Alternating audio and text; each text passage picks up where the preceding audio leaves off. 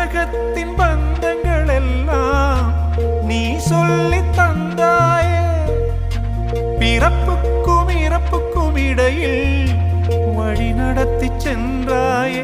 உனக்கே ஓர் தொட்டில் கட்டி நானே தாயாய் மாறிட வேண்டும். ஆராரிராரோ நான் இங்கே பாட,